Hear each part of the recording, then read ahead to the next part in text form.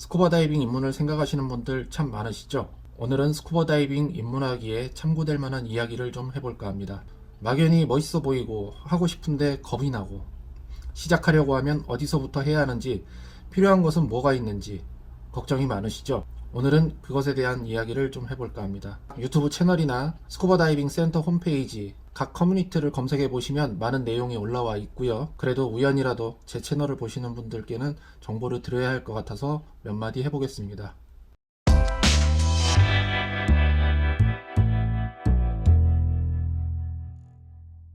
스쿠버 다이빙을 하기 위해서 몇 가지 알아두셔야 할 것이 있는데요. 제일 먼저 내 몸 상태가 다이빙을 하는데 적합한지 아셔야 해요. 결론부터 말씀드릴게요.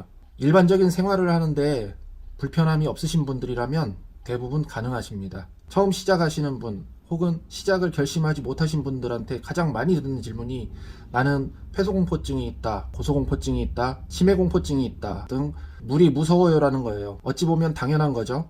한 번도 경험하지 못했던 새로운 환경에 노출되는 것인데 무섭지 않으면 그건 사람이 아닐 거예요.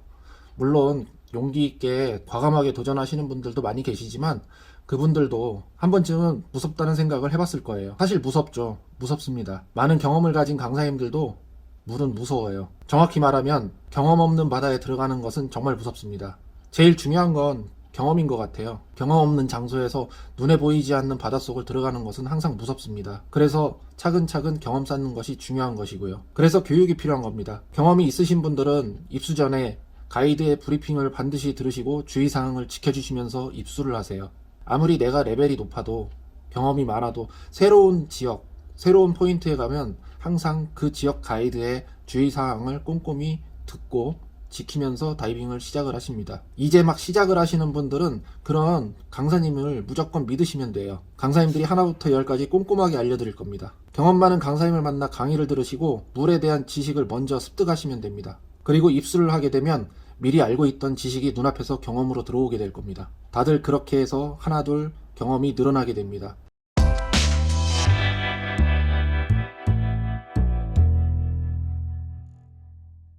그럼 이제 교육을 받아야겠죠? 어떻게 찾아갈까요? 누굴 찾아가야 할까요? 몇 가지 방법이 있는데요. 가장 대표적으로는 다이빙 센터를 검색해 보시는 겁니다. 인터넷에 스쿠버 다이빙으로 검색을 하시면 많은 지역의 다이빙 센터들이 나올 거예요. 두 번째는 동호회를 가입하시는 겁니다. 페이스북이나 네이버 카페 등 많은 커뮤니티를 통해서 많은 클럽들이 존재를 해요. 그 동호회에 가입을 하신 후에 인맥을 쌓으시고 그런 지역 커뮤니티를 통해서 동호회 활동을 시작하시는 것이 일반적인 경우입니다. 또 한 가지는 먼저 경험한 주변 지인을 통해서 입문하는 경우입니다. 자, 그럼 다이빙 센터에 가시는 경우를 한번 들어볼까요? 다이빙 센터라 하면 업체입니다. 스쿠버 다이빙 입문을 도와주는 학원이라고 생각하시면 돼요. 그러다 보니 많은 정보를 한 곳에서 얻을 수 있습니다. 교육에서 장비, 여행지 정보 등 정보면에서는 센터를 따라가기 힘들다고 봐요. 공신력 있는 센터는 아무래도 그 신뢰도에서 믿고 가는 거잖아요. 큰 센터일수록 더 많은 경험들을 하게 되었고 진행했던 투어를 대상으로 많은 사진 및 동영상 자료, 지역 정보 등 자료들이 축적되어 있습니다. 두 번째, 동호회를 가입하는 방법입니다. 동호회는 주로 강사님이 주축이 돼서 활동을 하는데요. 맥락은 같습니다. 경험 많은 강사님들이 각종 정보를 주시면서 경험자부터 초급자까지 인솔하면서 이끌어 주십니다. 그러면서 친목을 도모하죠. 그 안에서 교육도 받을 수 있고 추가적인 부가 지식도 많이 얻을 수 있습니다. 세 번째, 경험을 먼저 한 지인을 통해서 찾아가는 경우인데요. 단지 내가 찾아가느냐, 친구 따라 강남 가느냐 정도의 차이라고 보시면 될 것 같아요. 대부분의 경우 스쿠버 다이빙을 처음 접하는 경우가 단지 알고만 있다가 주변 지인의 경험담을 듣고 보고 결심하는 경우를 많이 봤어요. 저도 비슷한 경우입니다.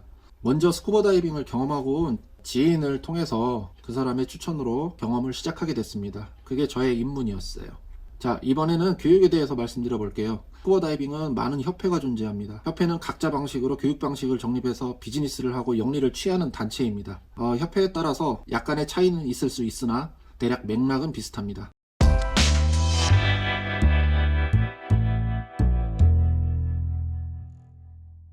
오픈워터, 어드밴스 등 이런 말들 많이 들어보셨을 거예요. 오픈워터란 주로 초급 코스를 말합니다. 저는 초급 코스라고 솔직히 말씀드리기는 싫어요.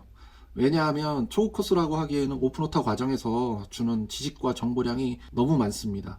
평생 할 다이빙에 대략 80% 정도의 어떤 지식 기본기가 오픈워터 코스에서 다 만들어져요. 그 이후에는 숙달될 뿐입니다. 오픈워터에서 배우는 것은 거의 이론과 기본기에 관한 실습입니다. 크게 나누면 스쿠버 다이빙의 역사, 스쿠버 다이빙의 장비, 수중환경 적응하기, 스쿠버 다이빙의 물리법칙, 잘못된 스쿠버 다이빙이 주는 질병 및 상해, 이쯤이 오픈워터에서 배우는 전부라고 봐도 과언이 아니에요. 역사는 간단합니다. 어떻게 파생되어서 어떻게 발전해왔고 현재 이르렀는지 이 부분에 관한 내용이니 입문자께서는 편하게 그렇구나 정도로 재미로만 들으셔도 될 것 같습니다. 다음은 스쿠버 다이빙의 장비입니다.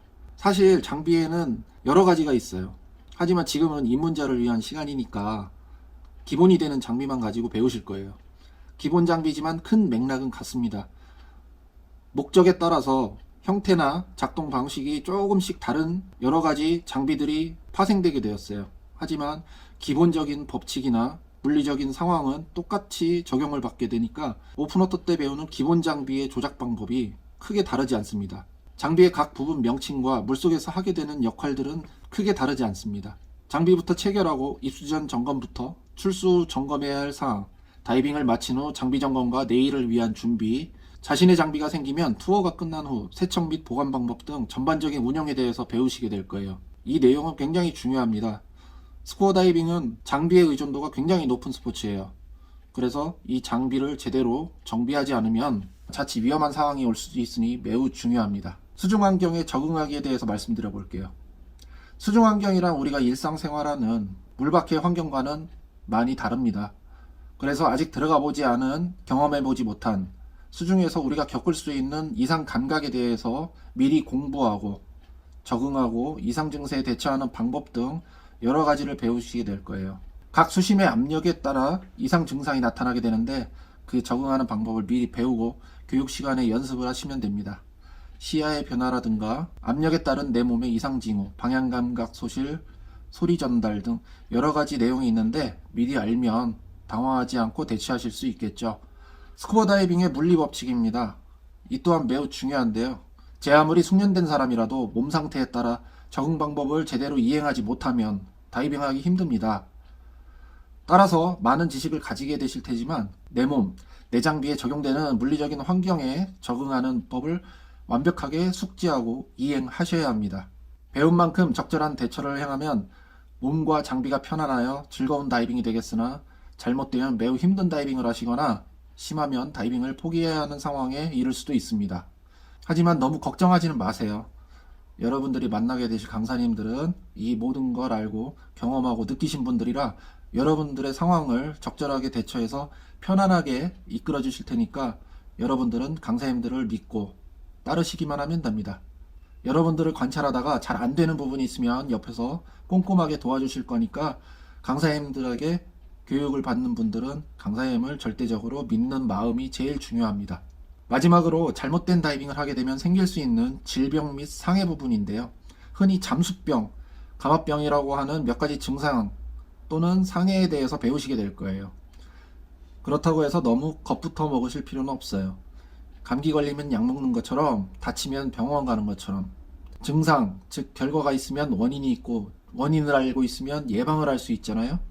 예방을 하는 것이 주 목적이라고 보시면 될 것 같아요. 그래도 사람은 몸이 제각각이라 절대적인 수치는 아니니까 혹시라도 이상이 있으면 알고 대처하는 것과 모르고 허둥대는 것은 큰 차이가 있을 수 있으니까 매우 중요하게 공부를 하셔야 될 것 같습니다. 여기까지가 대략적인 이론입니다. 스쿠버 다이빙을 책으로 공부만 하나요? 물에 들어가서 적응해야죠. 물에 들어가면 처음부터 재미나게 노는 것은 아니고요. 오픈워터 과정은 말 그대로 기초를 배우는 곳입니다. 오픈워터에서는 필수로 이행해야 하는 과제가 있습니다. 장비를 이용하고 물속에서 즐기는 방법, 문제가 생겼을 때 대처하는 방법들에 대해 알아보고 강사님이 시키는 과제를 완수해서 합격을 받으시면 됩니다. 자세한 내용은 각 단체에서 정해진 커리큘럼이 있으니 해당 단체에 문의하시면 됩니다. 잘 보시고 따라하시면 돼요. 이론교육 수료 후에 바다에서 4회 실전 다이빙을 하면서 이론으로 배운 모든 것을 경험하시게 됩니다. 이렇게 해서 대략 오픈워터 교육이 마무리되는데요. 오픈워터 교육이 마무리되고 라이센스를 취득하신 후에는 수심 18m 깊이 제한 안에서 다이빙을 즐기실 수가 있습니다.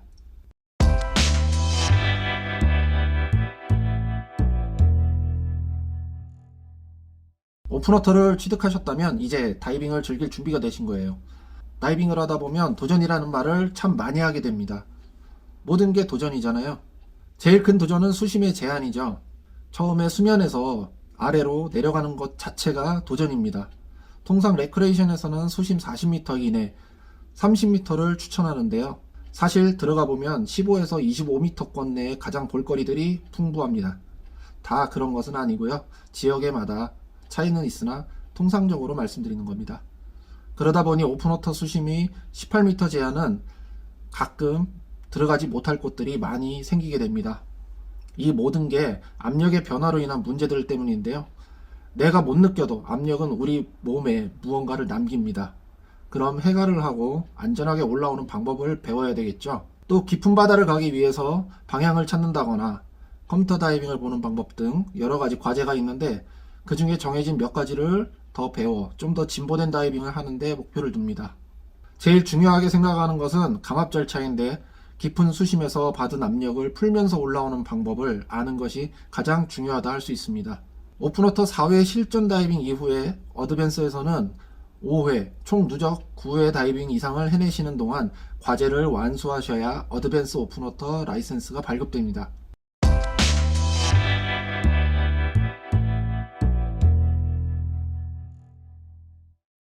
알아야 하니 배우고 스킬을 연습해서 대비하고 나의 몸에 맞는 장비를 착용하고 경험을 많이 하게 되면 보다 안전하고 즐거운 다이빙을 하시게 될 겁니다. 이 과정은 앞으로도 다이빙을 하면 할수록 반복이 되는 과정입니다. 그러니 교육을 성실하게 임하셔서 안전하게 즐기실 준비를 하는 것을 강조해 드립니다. 자, 이로써 여러분은 대부분의 다이빙 스팟을 다닐 자격을 이제 막 취득하셨습니다. 남은 것은 경험을 쌓는 것입니다. 많은 여행지에서 다이빙을 통해 새로운 경험을 하실 자격을 취득하신 겁니다. 이제 여행지에서 내가 할 수 있는 것이 하나 더 늘었네요. 자, 이번 영상에서는 여기까지 하고 다음 영상에서는 또 다른 다이빙 이야기를 해드려 보도록 할게요. 내용이 유익했다면 좋아요와 구독 부탁드립니다. 감사합니다.